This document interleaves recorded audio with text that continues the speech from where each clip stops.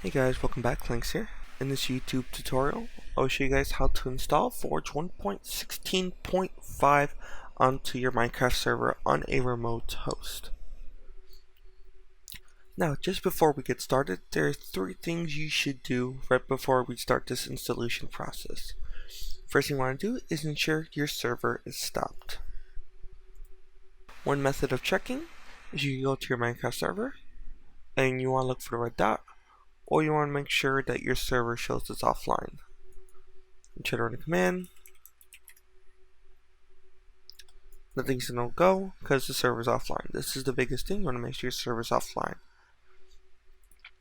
Second thing, you want to make sure all of the files are deleted on your server. Your server has to be completely empty right before we start. So you have to log into your FTP. I'm gonna do so here on your web FTP. As you can see, the folder is empty, there are no files. I deleted it right before I started this tutorial. Finally, it is recommended you know your FTP information. We're going to be uploading files up to your FTP server. Without further ado, let's go ahead. Alright, so the first thing we're going to do is we're going to download our Forge file.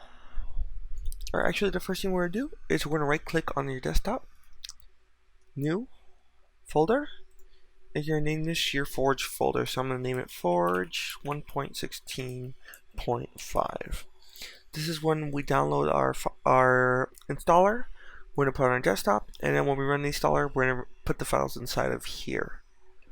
So next thing you do, you're going to open up your web browser. You're going to go to google.com.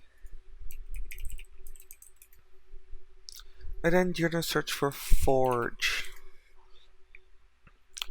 Then you're going to look for the link files.minecraftforge.net. You're going to click it. And then you can select the version you want. This works for any version that you want. So this tutorial is not limited to 1.16.5. It could be any version that you desire. But for this video here, we're going to be doing 1.16.5. So it's up to you to install the latest or recommended. I always like to go with the latest and greatest, but you always go with the recommended. So if you want to download either of these, you have to click the installer. We want the installer file. So I'm going to go with latest. You're going to get this annoying advertisement here, and you're going to wait for 4 seconds until the download link works. Then you're going to click skip. Desktop, and I'm just going to have it saved onto my desktop. Then when Chrome runs its magic, as you can see, the file now appeared on my desktop. We no longer need to have Forge open, so we can close this tab. We can navigate back to the desktop, and then all you have to do is you have to double click this executable jar file. I've seen people do this where they get this file and they upload it directly to the server and try to boot from it. That does not work because you'll get the error on your server saying you're missing essential library files. This is why. Alright, so now your action is required. So on the Forge 1.16.5 file, you're going to double click it to open it. And you're going to see this mod system installer from Forge. Now, are we installing the client or the server? Great answer. We're installing the server. So you're going to click server, and there's already files in this target remote directory. Now, you want to change this here. You click the 3 dots, and go to your desktop. Remember the nice little fun folder we made. We're going to double click it and smack that open button. As you can see, the system sees that there's no file in here. It's empty, because of course it's empty. We just made it. You're going to click OK. And now Forge is going to do its magic and start installing everything. Alright, then on the screen you see successfully downloaded Minecraft server installed 1.16.5 Forge 36.1.4. You click OK. As you can see, you have all the files you need to do your server. Now, this is the most common mistake people do. I want to reiterate this. People will just get these 2 jar files, get them, and then so they'll go. So this is still the server that we're connected to. I'm gonna explain this in a little bit, but most of the time people do just get the jar files and move it over. You cannot do that. The reason being, you need to make sure you include these libraries, because most people will get the error Forge is missing essential libraries. This is what is needed for Forge to run properly. So, you want to make sure when uploading all your files, you get everything and you move it over. Also, if you guys are wondering what program this is, FileZilla. Alright, so you guys will be seeing something a little different. Now, what you're going to do, if you have a Multicraft panel, you guys are going to go to Files, FTP File Access. Then this is going to be your information that you guys are going to use to sign into your FTP server. So, I already have the details saved on here. I just added it as a new site, or you can click over here, new site, type your information in, and it's automatically saved. I always recommend you do this whenever you have a Minecraft server. It'll make your life way easier. So, again, you want to make sure your file directory is empty. This is what I would consider, quote unquote, the root directory of your server. So, when you navigate to your Multicraft panel, go to Advanced Settings. Now, look for jars, and usually the system is going to automatically have it on daemon jar directory. Daemon jar directory means the host. So the host here is Aquatis.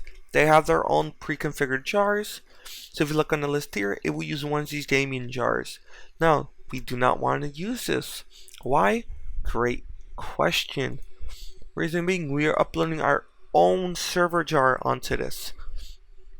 So you want to make sure we're pointing the system to be searching for the jar in our FTP server, not the daemon, our FTP server.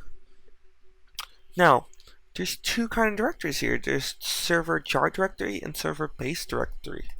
So if you create a directory and name it jar, and you put the jar file of this inside of here, this is where you look for it, server jar directory. The system will whoops, I need to delete all these. So this system here will try to look for a folder named jar, open it, and search for the jar executable file named in here.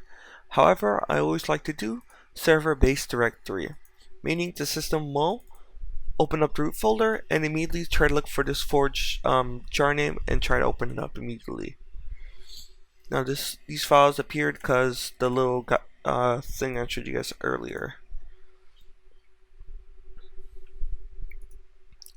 Alright, so you want to make sure server base directory, everything looks like it's ready to go, server is stopped, and the FTP is clear. So what you're going to do, on your FTP client, any client you use, go to the file where all your executables were extracted, click and drag, select all the files, and click and drag over to the remote site. Just shove it on there. As you can see, the system is now going to start uploading all the files in, and everything's going to be good to go. While we wait for the file to upload, while we're waiting, I like to multitask. What you can do on your desktop, you can right click the file, click rename.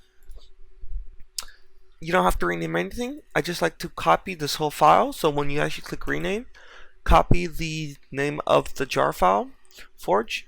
You're going to go to your Multicraft panel, jar file section, and paste it in there. For this, I did Control V, and I pasted it inside. Then what you can do, scroll down to the bottom, and then you click Save. Now, very important, you do not want to put Minecraft server underscore 1.16.5. You want to put Forge 1.16.5-36.1.4. It's automatically linked to this thing here, so as soon as this boots up, it will require this to be used as well. Perfect. Now, since all the files are uploaded, what you have to do, again, make sure the Forge file name is there correctly, advanced settings, server base directory, and it is in a server base directory. This jar file is not in any folders.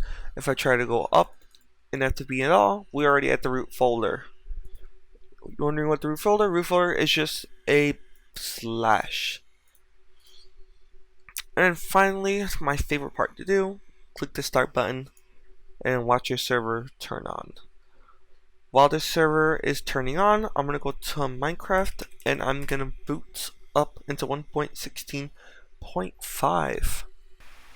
Alright, as you can see, the server is online. So, I'm going to multiplayer, scroll all the way down. The server, just to let you guys know, this is a server, 78993. And it's already up, you could join it. Now you may be wondering, hey, you're using Optifine, and this server is running Forge, why didn't it kick you out? Again, great question, here's your answer. There's no mods installed, so the server will not kick me out just yet. But as you can see, it's already asking for mods, and that's how you know the server version is set. Congratulations! You learned how to successfully install a Forge server. Now, the specific version, again, was 1.16.5, but now you should be able to have the knowledge to go out on your own ventures and install other server versions. If you have any questions, comments, or concerns, please leave them down in the comments section below. Like if you like, dislike if you dislike, and as always, I appreciate your support whenever watching my videos, and I hope to see you guys in the next one. Bye-bye.